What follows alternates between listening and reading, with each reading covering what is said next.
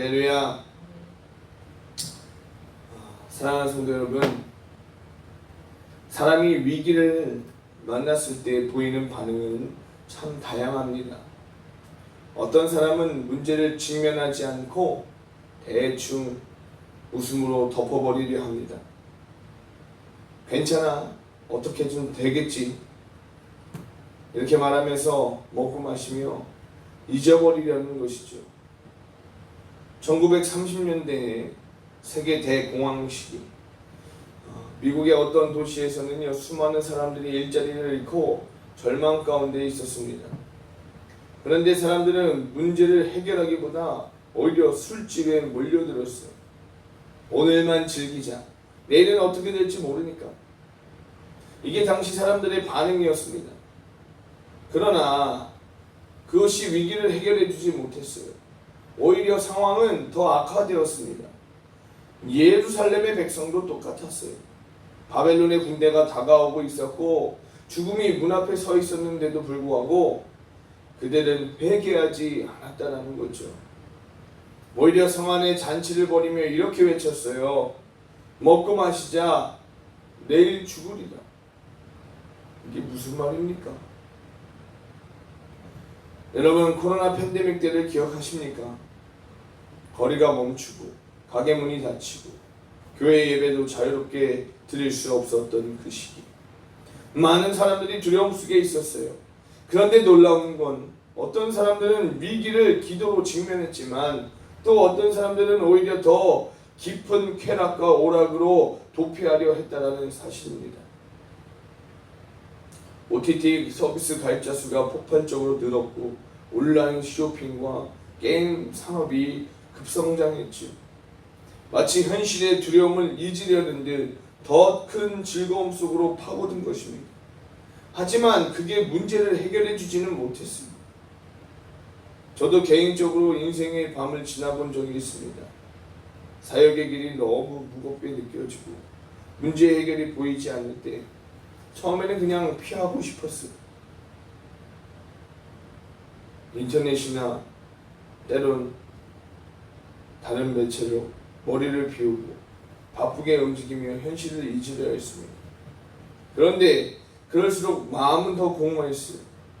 결국 무릎을 꿇고 하나님 앞에 엎드렸을 때 비로소 제 마음에 새벽빛 같은 평안이 임했습니다. 성도 여러분, 위기 속에서 우리가 붙들어야 하는 것은요, 오직 하나님뿐이 없다라는 사실을 잊지 마시기를 바랍니다. 위기를 외면하지 말고 세상의 즐거움으로 도피하지 말고 하나님께 돌아가야 될 줄 믿습니다. 그래서 오늘 본문 1절 2절의 말씀에 보면요, 예루살렘을 환상의 골짜기라고 부르고 있어요.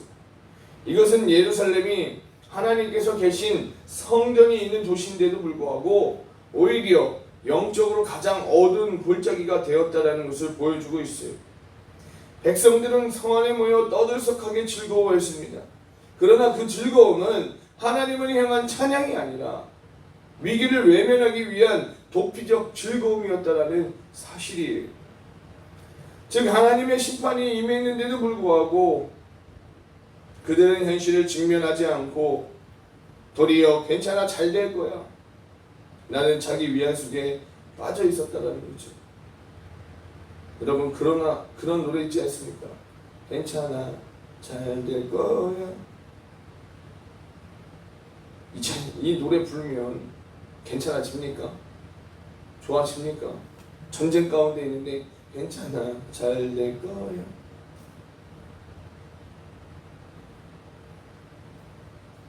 이것이 바로 영적 둔감함이다라는 거죠. 성도 여러분, 이 모습이 오늘날 우리와 다르지 않습니다. 가정이 흔들리는데도 대책 없이 시간이 지나면 괜찮아지겠지 하며 방치합니다.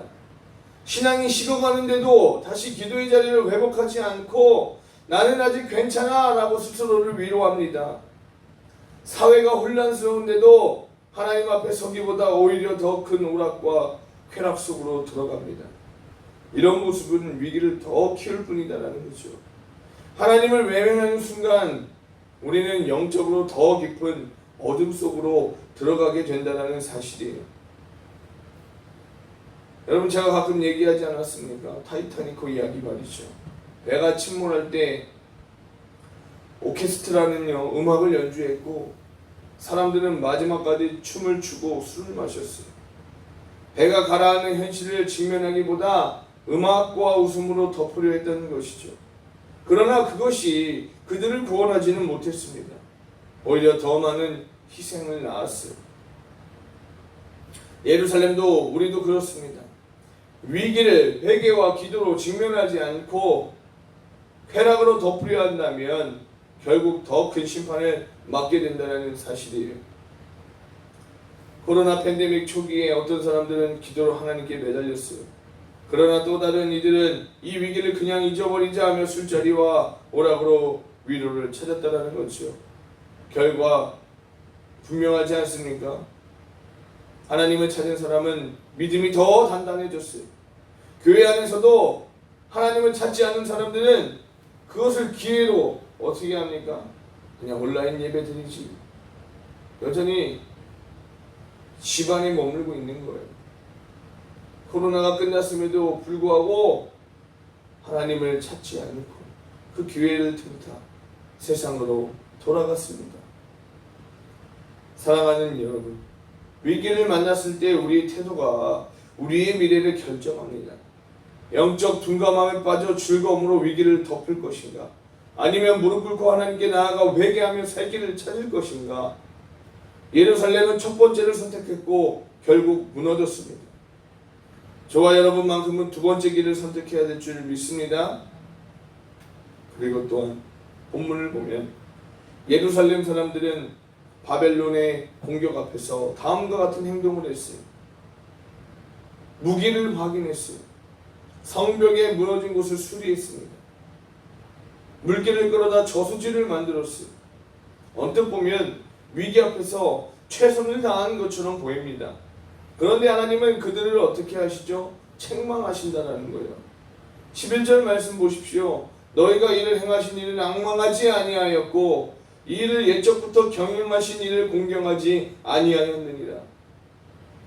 문제는 준비 자체가 아니라 하나님을 잃어버린 것이었다라는 거예요. 그들의 마음은 하나님이 아니라 성벽, 무기, 수로에 있었다라는 것입니다. 이러한 비슷한 상황에서 히스기야 왕은 달랐어요. 아수르 군대가 예루살렘을 포위했을 때 그는 성전에 올라가 하나님께 편지를 써놓고 기도했습니다. 하나님, 우리를 도와주세요. 하나님, 우리를 도와주시옵소서.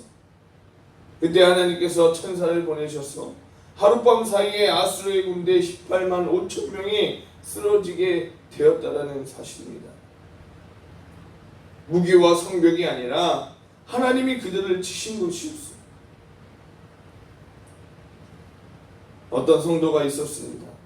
사업이 무너지고 가정이 위기에 빠졌어요. 그는 처음에는 밤낮 없이 일하며 사람을 찾아다니며 해결하려고 했습니다. 하지만 상황은 나아지지 않아요. 결국 그는 무릎을 꿇고 하나님께 매달렸습니다. 그런데 정말 거짓말처럼 기적이 생겨났어요. 길이 열렸다라는 것이죠. 그러면서 그 성도가 이렇게 고백합니다. 제가 붙들어야 할 것은 방법이 아니라 하나님이셨다라고. 사람은 미련하게 해볼 것 다 해보다가 안 되면 그때 하나님 천부여 의지옵소서. 손들고 주님 앞에 오는 거 아닙니까? 우리는 처음부터 하나님 앞에 무릎 꿇어야 될 줄 믿습니다. 그리고 본문 12절에 하나님은 분명히 이렇게 말씀하세요. 그날의 주 만군의 여호와께서 명령하사 통곡하며 애곡하며 머리털을 뜯으며 굵은 배를 따라 하셨거늘이라고 이야기해요. 즉 하나님은 위기 앞에서 회개와 겸손을 요구하십니다. 통곡하며 애곡하며 죄를 자복하고 겸손히 하나님께 돌아오려는 부르심이었어요. 나에게로 돌아와라. 그러나 13절에 보면 백성들의 반응은 전혀 달랐습니다. 너희가 기뻐하며 즐거워하며 소를 죽이고 양은 잡아 고기를 먹고 포도주를 마시면서 내일 죽으리니 먹고 마시자 하는도다. 이 말씀 좀 당황스럽지 않습니까? 하나님은 회개를 명령하셨는데 백성들은 쾌락을 선택했어요. 하나님은 통곡을 원하셨는데 그들은 웃음을 택했다는 것입니다.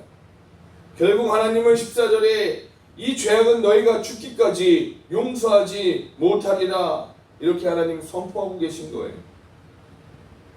성도 여러분, 하나님께서 우리에게 원하시는 것은 단순히 눈물을 흘리는 회개가 아닙니다. 마음 깊은 곳에서 돌이키는 회개다라는 거죠. 그런데 우리는 종종 회개 대신 즐거움으로 덮으려 합니다. 죄와 문제를 직면하기보다 웃음으로, 오락으로, 다른 즐거움으로 잊어버리려고 해요. 그러나 하나님은 말씀하세요. 그 길은 사함을 얻지 못한다. 남유다의 시드기야 왕은 예레미야의 경고를 들었습니다. 그러나 그는 회개하지 않았어요. 대신 사람들의 눈치를 보면서 현실적인 방법을 찾다가 결국 바벨론에게 끌려가 눈이 뽑히고 쇠사슬에 묶여 포로로 끌려갔다는 사실이에요. 회개 대신 자기 방법을 붙든 결과는 비참한 심판이었다는 사실입니다. 오늘도 마찬가지예요. 어떤 이는 삶을 위기가 오면 하나님께 나아가기보다 오히려 술자리를 찾고 자기를 위로해 줄 사람을 찾고 거기서 위로를 찾습니다. 어떤 사람은 영혼이 병들었는데도 말씀과 기도가 아니라 이 오락과 쾌락으로 잊으려고 한다는 거죠. 그러나 그 길은 결국 공허와 절망만 남게 된다는 사실이에요. 반대로 어떤 성도들은 위기 때 무릎을 꿇고 하나님 앞에 간절히 매달립니다. 회개합니다. 그들의 삶에 놀라운 회복이 임하게 됐습니다. 결국 차이는 하나예요. 위기 때 하나님 앞에 엎드렸느냐 아니면 세상으로 도피했느냐라는 것이죠. 사랑하는 성도 여러분, 하나님은 오늘도 우리를 회개의 자리로 부르십니다. 가정의 위기 앞에 회개해야 합니다. 신앙의 위기 앞에서 말씀과 기도의 자리로 돌아가야 합니다. 교회의 위기 앞에서 통곡하며 주님께 엎드려야 합니다. 먹고 마시자 내일 죽으리라는 세상의 방식은 결국 심판으로 끝나지만 주여 우리를 불쌍히 여겨 주옵소서 라는 이 회개의 기도는 반드시 우리를 구원으로 이끌고 또한 이 나라 가운데서도 하나님의 회복의 길이 열리게 될 줄 믿습니다. 오늘 우리는 주님의 은혜를 구하면서 주님의 은혜 가운데 그 하루의 문을 여는 저와 여러분들이 되실 수 있기를 주님의 이름으로 간절히 축원합니다. 아멘. 기도합니다. 주님, 위기를 만났을 때 우리가 세상의 즐거움으로 도피하지 않게 하시고 자기 힘만 의지하지 않게 하여 주옵소서. 오직 하나님께 돌아가 통곡하며 회개하며 주님만 붙드는 믿음의 백성이 되게 하여 주옵소서. 오늘도 우리의 삶을 인도해 주시고 위기를 통해 하나님께 더 가까이 나아가게 하여 주옵소서. 오늘도 주님만 붙듭니다. 오직 주님만 의지합니다. 우리의 길이요 진리신 주님께서 저희를 인도하여 주시고 하나님, 오늘도 하나님의 영광을 위하여 나아가는 우리 성도들 다 되어질 수 있도록 주님 역사하여 주옵소서. 예수 그리스도의 이름으로 간절히 기도하옵나이다. 아멘.